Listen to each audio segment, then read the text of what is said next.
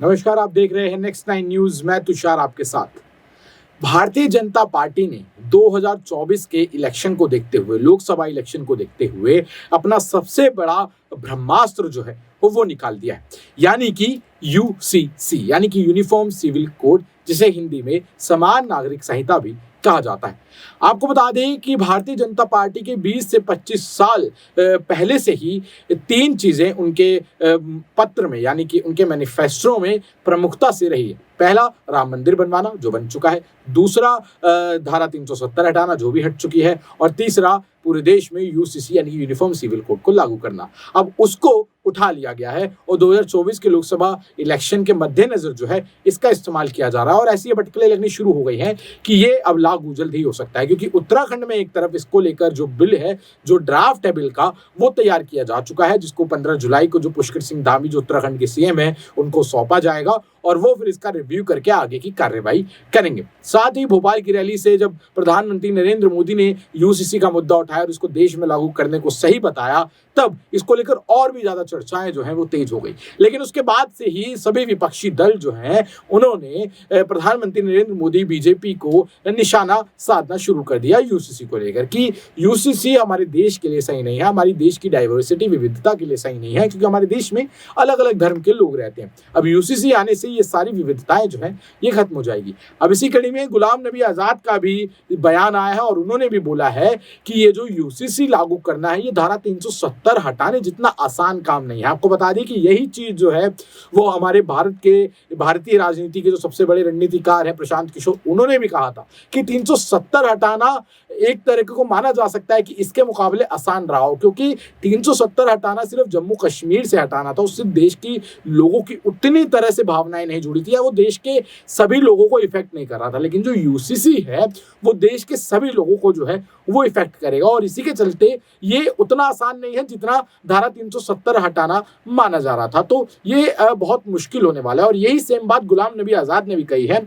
उन्होंने एक news agency को इंटरव्यू देते हुए कहा कि अनुच्छेद 370 को निरस्त करने जितना आसान नहीं होगा यूसीसी देश में लाना। न केवल मुस्लिम बल्कि इसमें सिख, ईसाई, आदिवासी, पारसी, जैन और भी हैं।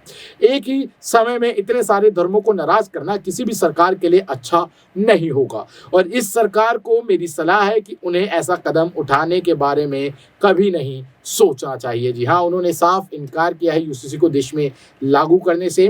प्रधानमंत्री नरेंद्र मोदी के यूसीसी पर हालिया बयान के बाद इस मुद्दे को लेकर पूरे देश में बहस तेज हो गई, जैसे कि मैंने आपको पहले बताया।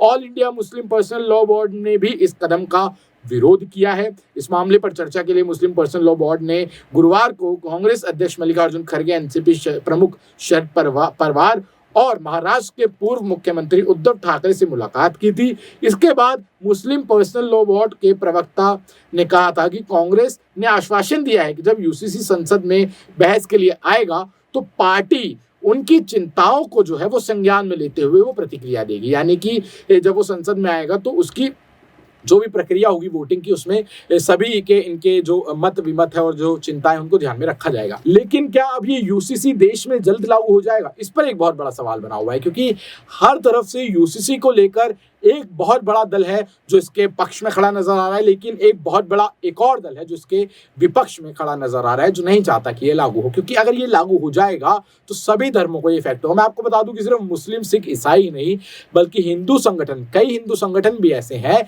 और इवन आरएसएस के जो संस्थापक रहे हैं उनका भी यही मानना था। जब उनसे कुछ सालों पहले इंटरव्यू में इसके बारे में बात की गई थी यूसीसी के बारे में, तो उनका भी यही मानना था कि ये लागू नहीं होना चाहिए, इससे धार्मिक भावनाएं जो हैं वो ठेस होंगी। अब भारतीय जनता पार्टी जो है इसको लाने जा रही है और इससे हिंदू संगठन भी कहीं ना कहीं आहत होगा और ऐसी प्रतिक्रिया आनी शुरू भी हो गई है। लेकिन क्या इससे 2024 के लोकसभा चुनाव में जो एक तरीके से इसका फायदा जो है वो देखने को मिल सकता है या नहीं, या आगे आने वाले वक्त में पता चल जाएगा। लेकिन अभी देश में यूसीसी को लेकर जो बहस है वो बहुत ज्यादा तेज हो गई है और उसको लेकर देश भर में चर्चाएं जो है वो तेज होती जा रही हैं और ये भी देखना होगा कि क्या सिर्फ ये लोकसभा चुनाव के अंतर्गत ही रह जाएगा या फिर सच में उसमें कोई कदम लिया जाए, क्योंकि हमने समय समय पर देखा है कि जब भी चुनाव का माहौल बनता है तब भारतीय जनता पार्टी ऐसे मुद्दे लेकर आती है जो सिर्फ उसी दौरान बातें होती हैं, जिन पर बाद में जाकर उस पर कोई आगे का फर्दर स्टेप जो है वो नहीं लिया जाता है। तो क्या इस बार भी ऐसा ही होगा? ये समय आने पर हमें पता चल जाएगा। ऐसे ही तमाम जानकारियों से जुड़े रहने के लिए बने रहें नेक्स्ट 9 न्यूज़ के साथ और हमारे चैनल को सब्सक्राइब करना ना भूलें। धन्यवाद।